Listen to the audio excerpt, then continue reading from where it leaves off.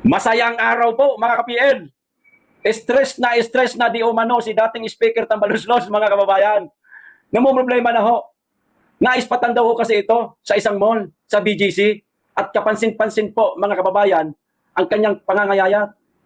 Di bagay, minsan pumunta ho siya sa House of Representatives nung namayapa po si Akop. Nag-speech pa nga itong mama na ito na yung payat niya po na yon at yung putlaho ng kanyang kulay, parang mauubusan na ng dugo. Nagtatain na yata ito ng dugo. Kaya ang putla-putla na mga kababayan. Ganon pa rin di umano. Hindi po anong balik sa katabaan yung kanyang pangangatawan. Yung payat niya, nagtuloy-tuloy po, parang lumala pa nga yata mga kababayan. Yung sumpa po ni Cara David lumalab na. Miss Cara, ang tagal po nila matapos. Baka pwedeng sundutan po isa pang sumpa para mapabilis po. Kulang ho parang teaser lang po yung mga sumpa ho ninyo. Dagdagan nyo, papuruhan nyo na. Para bawas-bawasan po yung sakit ng ulo namin. Pero bago ito, unahin mo muna yung pinakapuno. Yung pinakapuno, yung po pinakamasakit sa ulo namin, Miss Cara. Ito po, ang litrato lang po ha. Litrato ni dating Speaker Tambaluslos, mga kababayan, ipapakita ko po sa inyo. Tutukan dyan, ganyan sa screen para klaro ho talaga mga kababayan. Basahin ko lang po muna itong maikling caption na naipost po kasi ito mga kababayan, di umano ni Roy Mabasa. Ito ho ang sabi.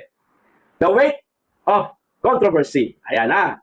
Chance Apan, former Speaker and later Representative Martin Romualdez having merienda with an unidentified female. At a restaurant in Michokushi Mall in BGC Taguig City earlier today, mga kababayan. May kasamang hindi po nakikilalang babae.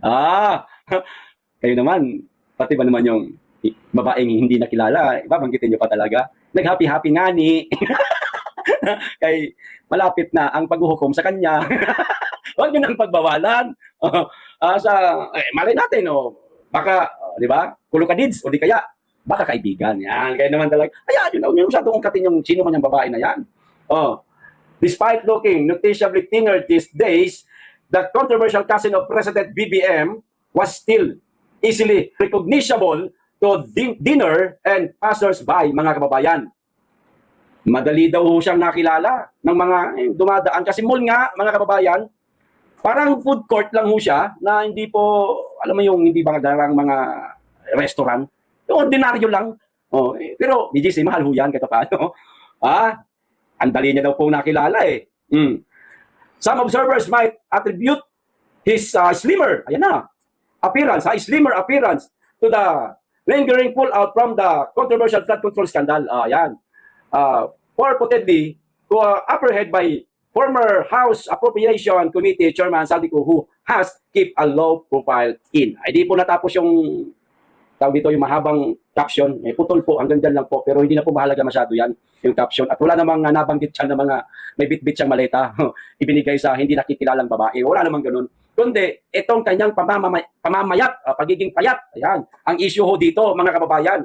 Kasi, ito, kapansin-pansin daw po, mga kababayan, ang kanyang pamamayat. Kita nyo na. Ito na yung picture. Ayan, mga kababayan. Kita nyo naman. Si Tambaluslos nga, tignan nyo po ang braso, mga kababayan. Ayan, tutok na tutok na. Tignan nyo po ang braso. Ayan, bakat na po ang buto. Ayan, yung mukha niya po, mga kababayan, labas na rin po ang buto. Ayan, yung kanyang, hindi naman kasi masyadong kita yung tiyan. Pero yung kanyang yung kanyang balikat, kita nyo pong wala na hong laman. Di ba, mga kababayan? Gaba na. Gaba na ito. Dala sumpa ni Cara. Kaiisip niya po ito, mga kababayan. Alam niyo po kung saan. Yan, sa flood control ho. Sunod-sunod na po yung hearing ng Blue Ribbon po, mga kababayan Imposibleng hindi naman ho paniwalaan yan. No? Imposible na walang magsampa ng kaso dyan para makulong yung mama na yan. Kaso parang dinidelay ho yata.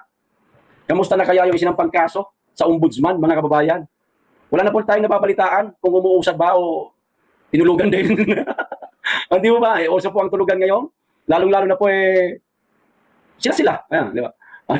Sila magkakatropa. Naman, wala ka nga magkakaibigan. Ayan, magkakaibigan saan?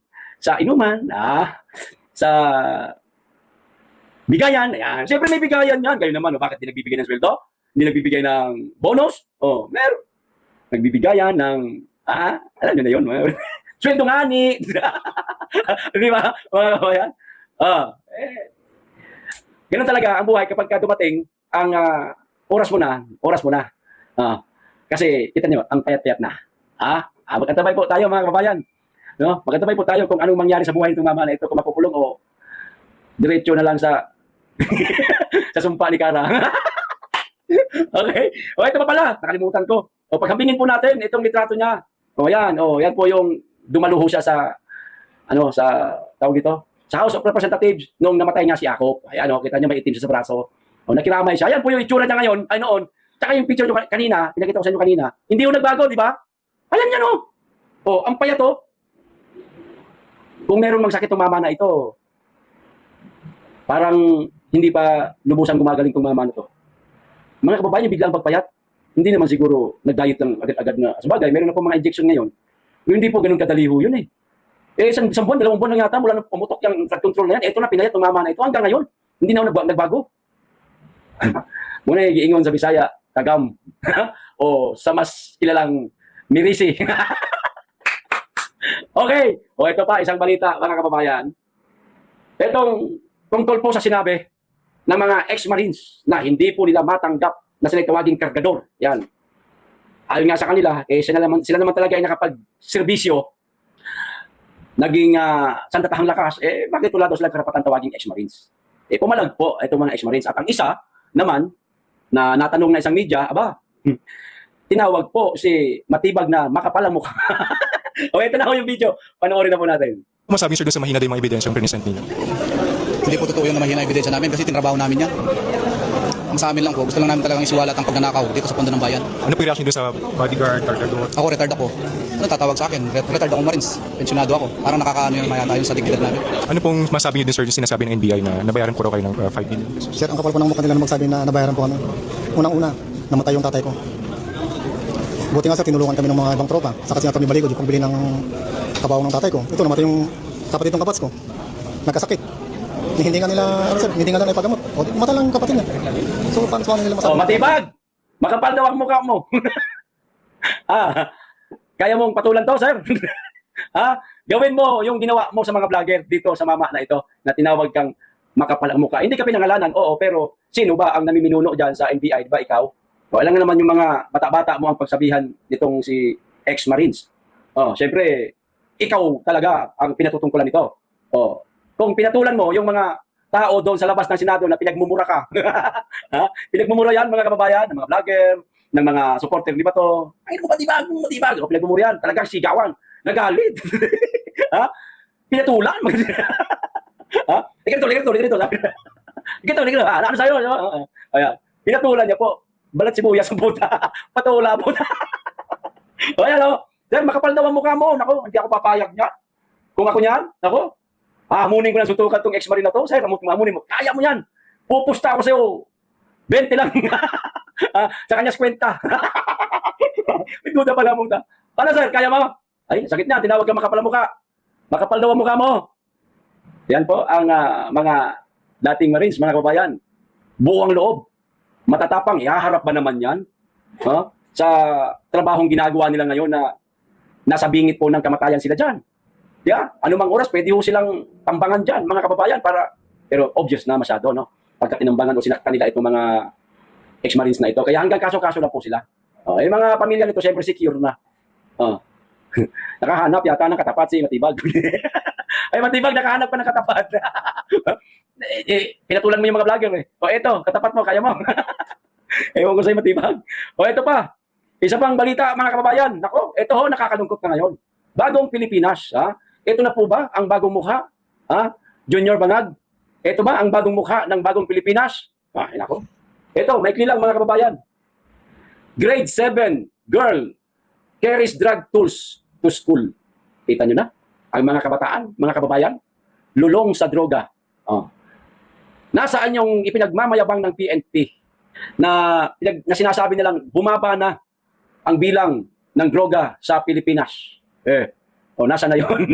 Ayan grade school, babae pati, mga kababayan, na kung may daladalang aparato, tawag dyan, paraphernalia, ayan, ng droga, sa eskwelahan pa mismo. Sinasabi ninyo na wala ng droga sa Pilipinas, bumaba ang bilang ng droga? Bakit nung panahon ni Digong, may mga ganitong kaso? Wala. Ngayon lang ito, mga kababayan. Di po ba? Ngayon lang ito, mga nakikita natin dyan sa kalye. Dyan na sa gilid ng kalsada, bumabanat ng shabuyas, yung mga adik, mga kababayan. Na ang dami ng video na nakita natin ganun. Hindi lang kasi pwede ipakita rito sa YouTube kasi bawal po yan sa community guidelines, ma-demonetize po tayo niyan. At yun na nga, ang nakakatakot sa panahon ngayon. Grabe na po ang droga, mga kababayan. PNP, PDEA, o kung sino man ang maaaring makakatulong na huwag malulong sa bisyo, droga ang ating mga kabataan. Baka pwedeng paspasan po ninyo ang inyong kilos, mga sir. Nakakatakot na po ito. Ang magulang ng bata, ang isip nag-aaral lang mabuti yung kanyang anak. Ayun pala, hindi alam na nagtutsa, nagdudroga na pala. Ay, maawa po tayo sa mga magulang na pinag-aaral po yung kanilang anak, na nag-iisip na matino yung kanilang anak, yung pala lulong na sa droga. Paspasan po natin ang paghahanap ng mga ipinagbabawal na gamot na yan para hindi po maapektuhan ang ating mga kabataan. Yan nga ang isa sa mga ni Tatay Digong, mga kababayan yung kanyang concern na ang mga kabataan huwag ma-infiltrate sa droga. Huwag mapasok ng droga ang kanilang buhay. Sira talaga ang kinabukasan. Masiraan pa ng bait o di kaya babae tulad niyan, mabuntis ng maaga, hindi na makapag-aral. Yan ang ang concern ni Tatay Digong. Kaya niya talagang isinulong maigi ang war on drugs na hindi po naiintindihan ng mga tarantado ngayon. Kaya ko po sinadya itong balitang ito, mga kababayan, para ipaalala po sa atin kung gaano po kahalaga ang war on drugs ng ating Tatay Digong. O kita nyo ngayon, kahit sa kalye pwede nang bumatak. May nasakay pa ako, ay may nasakyan po ako na Grab. Dito lang, diyan lang sa may tawid nitong yan basta diyan lang ito. Mga kababayan, nung panahon daw po ni Tatay Digong, luminis yung lugar nila, nawala ho yung droga. Ngayon, ang kapal na daw po ulit ng droga sa kanila at ang kakapal din daw po ng mga tulak sa kanila. Parang namimigay lang ng sigarilyo. Grabe na daw po ulit ngayon ang droga sa lugar nila. Kayo ho ba? Kayo po, mga kababayan. Ano po naobserbahan ninyo? Kasi ako, naobserbahan ko po. Nung Tatay Digong, yung mga tropa ko, hindi naman totally tropa talaga. Hindi kasi ako lumalabas ng bahay. Sa bahay lang talaga ako, mga kababayan. Nung umiinom pa ako, ngayon may sakit na rin kasi, hindi na pwede. Yung mga tropa ko noon, nakikita ko dyan mga naligaw sa buhay. Ang ganun. Payat ko ng mukha nila. Ang papayat. Tatay Digong, pagpasok ni Tatay Digong, tumaba. Nagkaroon ng negosyo. 6 na taon. Gumanda, nakikita ko sa social media. Ganda ko ng mga post nila Kasama na pamilya, nanoon, harap-harapan po nakikita ko. Kasi nagiinom po sa tindahan sa labas ng bahay ho namin. Sa Davao. May tindahan doon, may videoke. Pag sinusundo ng asawa, binubugbog po ang asawa na naaawa ko sa asawa nila. Ako, hindi po natin magawa-gawa sa babae yan. Kasi para sa akin, ang babae hindi sinasaktan. Dapat pinasasarapan yan. Lahat ng sarap ibigay mo dyan. Sarap ng buhay, bira naman. Sarap ng pagmamahal, yan, di ba? Ibibigay mo dyan para masabi niyang, you're the man. Di ba, mga kababayan? Kaso, ngayon, Marcos na ulit, mga kababayan. Yung trabaho nila, bumalik po sa dating katawan, huli na ang payat-payat na po nila. Di ba? Bumalik din sila sa dati nilang gawain, sa pagdodroga. Ito ang isa sa pruweba na ang droga talagang nalaganap na naman sa Pilipinas. Hirap na hirap po silang supuin, samantalang sa panahon ni Digong. Nasumpo ni Tatay Digong yan, mga kababayan. Ngayon, wala. Ewan ko lang kung gaano katotoo yung sinasabi nila. Pero batay po sa mga naobserbahan natin, parang hindi po totoo ang mga ibinabalita o sinasabi nilang bumaba na ang bilang ng droga sa Pilipinas. Kayo na naman pong humusga. Hanggang dito lang, maraming salamat, mag-iingat kayo lagi at higit sa lahat, mahalin po natin ang Pilipinas.